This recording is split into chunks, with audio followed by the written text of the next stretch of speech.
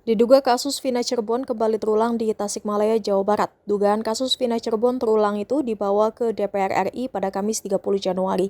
Komisi 3 DPR RI membawa kasus penangkapan 4 remaja di Tasikmalaya ke rapat dengar pendapat dengan Polres Tasikmalaya.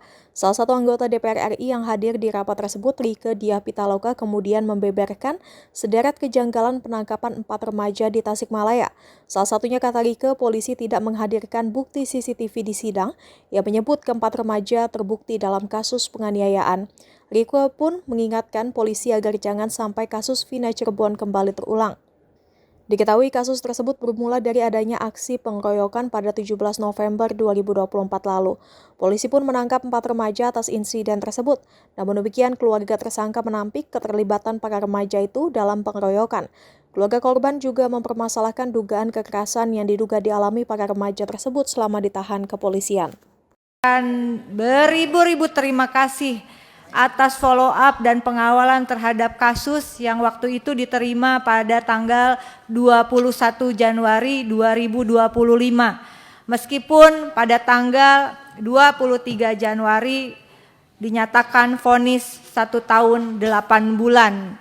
Namun adanya pendampingan dan kemudian di follow up pada hari ini adalah suatu perjalanan yang luar biasa dalam upaya penegakan hukum di Republik tercinta ini. Hasbunallah wa ni'mal wakil, ni'mal maula wa ni'man nasir. Mudah-mudahan Bapak Ibu kita sepakat dari awal bahwa kita menghormati hukum yang ada dan mengapresiasi apa yang telah dilakukan oleh aparat penegak hukum.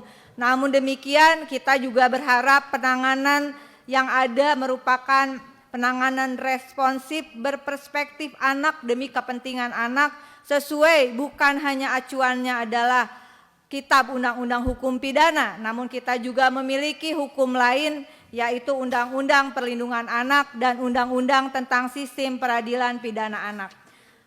Menimbang apa yang telah disampaikan oleh Saudara Kapolres tadi, Kabid Propam Polda Jabar di Reskrim, Kapolres Kota Tasikmalaya, khususnya dari Kapolres, bahwa yang disampaikan Bapak Kapolres, mohon maaf, baru 2 minggu mungkin menjabat di Kota Tasikmalaya. Dan kejadian ini sudah pada 17 November 2024. Kejadian pukul 1.30 waktu Indonesia bagian Barat di Wijaya Praja begitu, dan kemudian tadi dikatakan baru 2 minggu kemudian terjadi penangkapan juga. Tadi sudah disampaikan oleh ketua, ditanya itu adalah ternyata razia umum, bukan untuk kasus ini secara spesifik, sudah diberi keterangan oleh pihak Kapolres. Dan kemudian tadi kita melihat keterangan yang luar biasa disampaikan oleh Kadif Propam Polda Jabar, bahwa pertama CCTV yang berada itu di 5 titik semuanya dalam keadaan mati begitu karena alasan renovasi gedung. Kemudian yang kedua, di dalam area Polres terdapat 15 CCTV, namun rekaman CCTV hanya mampu merekam selama 7 hari. Dan yang terakhir, hasil pengecekan recorder CCTV Satreskrim terakhir berfungsi tanggal 16 Mei 2024 pukul 15.04 WIB. Dan izin kami sekedar mereminder, mengingatkan kita, peristiwanya terjadi 17 November 2024. CCTV berfungsi bulan Mei 2024 terakhir, dan kemudian peristiwa 17 November 2024 dan BAP dilakukan pada tanggal, mohon dikoreksi jika saya salah, pada tanggal 30 November 2024 begitu ya Bu ya. Dan itu tadi kalau ada foto tadi sudah dinyatakan itu foto tanggal 3 Desember. Kita sepakat pada tanggal 21 Januari sesuai peraturan perundang-undangan yang ada bahwa pemeriksaan terhadap anak yang mengalami masalah hukum wajib hukumnya didampingi oleh orang tua sebagai wali, kemudian paling tidak ada bapasnya, ada kuasa hukum. Tidak ada kuasa hukum hadir saat mau persidangan itu juga kita minta pertolongan kuasa hukum dari Kota Bandung, bukan orang Tasik. Nah, Bapak Ibu yang kami hormati, saya melanjutkan, tadi tidak sempat dibaca karena ini penting begitu. Pertama, bahwa tanggal 23 Januari adalah di mana 4 ABH dijatuhkan pidana, tadi 1 tahun 8 bulan begitu, yang menurut pandangan kami ini tidak berpegang atau belum mengacu pada Undang-Undang SPPA. Kemudian yang kedua, Majelis Hakim dalam putusannya halaman 2 menyatakan bahwa penyidik dan penuntut umum tidak melakukan penahanan terhadap para anak. Padahal para anak sejak tanggal 1 Desember 2024 telah dilakukan penahanan sebagaimana tertuang dalam kutipan putusan nomor 8 Pidsus Anak 2024 PN Tasikmalaya.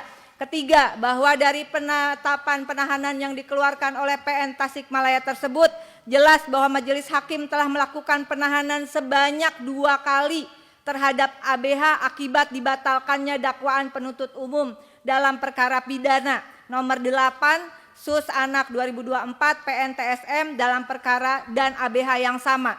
Waktu 21 Januari telah terungkap di ruangan ini bahwa ini kasus 2 kali untuk hal yang sama, eksepsi waktu itu diterima begitu, tapi anak kembali ditahan dengan dakwaan kedua dengan kasus yang sama, majelis hakim yang sama dan JPU yang sama. Keempat, setelah membaca salinan putusan perkara pidana nomor 1, majelis hakim memutus perkara pidana ini, kami berpandangan bahwa majelis hakim tidak mempertimbangkan apa-apa yang terungkap di muka persidangan secara komprehensif.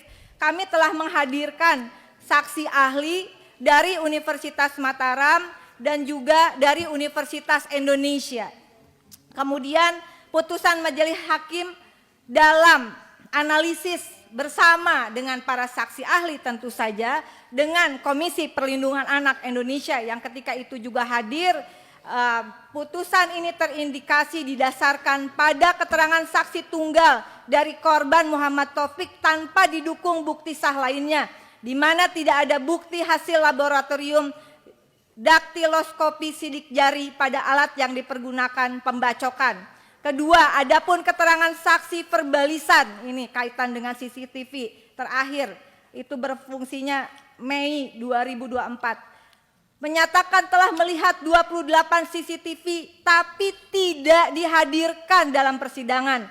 Tidak dapat dianggap sebagai alat bukti sah karena sesuai putusan Mahkamah Agung Republik Indonesia nomor 35/K/PID/1984 menyatakan bahwa kesaksian polisi tidak dapat dianggap sebagai bukti yang sah karena polisi memiliki kepentingan dalam perkara tersebut. Majelis hakim selanjutnya terindikasi tidak mempertimbangkan keterangan 9 orang saksi alibi yang diajukan PH dengan alasan tidak didukung bukti lainnya, di mana pertimbangan tersebut adalah pertimbangan yang terindikasi sesat karena keterangan saksi di bawah sumpah yang menerangkan di muka pengadilan adalah merupakan alat bukti yang sah dalam perkara pidana sebagaimana diatur dalam pasal 185 ayat 1 KUHP yang berbunyi keterangan saksi sebagai alat bukti ialah apa yang saksi nyatakan di sidang pengadilan. Majelis hakim terindikasi tidak mempertimbangkan proses hukum pada tahap penyidikan yang telah banyak melanggar ketentuan dalam Undang-Undang SPPA. Selanjutnya ada dugaan kuat penegakan hukum oleh APH di Kota Tasikmalaya, terindikasi ini dipengaruhi kepentingan adanya pihak kelompok tertentu. Sebetulnya sudah bisa ditampilkan video dan sebagainya, tapi mungkin waktunya tidak sempat. Adapun terkait proses penyidikan di kepolisian sesuai rekomendasi Komisi 3 DPR RI tanggal 21 Januari 2025, kami sudah melihat bahwa terima kasih Propam Polda Jabar sedang bekerja, terima kasih Bapak, untuk memeriksa petugas kepolisian yang menangani perkara pidana. Harapan kuasa hukum saya yang mendampingi kasus ini Pak Habib, ini soal anak-anak ya, dan kita semua juga ada di dalam ikatan sumpah jabatan, bukan hanya APH yang berada di ikatan sumpah jabatan. Kami hanya berpikir kalau kejadian seperti ini terulang lagi setelah kasus Vina Cirebon, lalu bahkan satu anak ini sebetulnya ketika kejadian ada di Jakarta, tapi kemudian ditetapkan sebagai tersangka. kita semua sepakat pelaku kekerasan dalam hal ini khususnya kasus pengeroyokan di Tasikmalaya, tangkap, adili. Tapi jangan sampai salah tangkap. Ini nggak bisa didiamkan berulang kali. Ini lolos lagi Pak Habib. Ini akan memicu hal lain. Saya percaya APH kita tidak takut pada kekuatan-kekuatan lain di luar peraturan perundang-undangan. Kami meminta Komisi Yudisial atas kemudian dorongan dari Komisi 3 untuk memeriksa majelis hakim tentang adanya dugaan pelanggaran etik dalam proses peradilan terhadap para anak. Kemudian kami juga memohon dukungan kementerian yang membawahi Bapas kelas 2 Garut untuk memeriksa kinerja pembimbing kemasyarakatan yang bernama Martini SHMH. Hadirnya baru tanggal 3 Desember, BAP-nya tanggal 30 November. Lalu mengakui mendampingi, padahal orang tua dipaksa untuk membaca saja 1 Desember dini hari. Kemudian yang terakhir sebelum putusan mempunyai kekuatan hukum tetap, para anak tidak ditempatkan di LPKA Bandung tetapi di LPKS Pangandaran.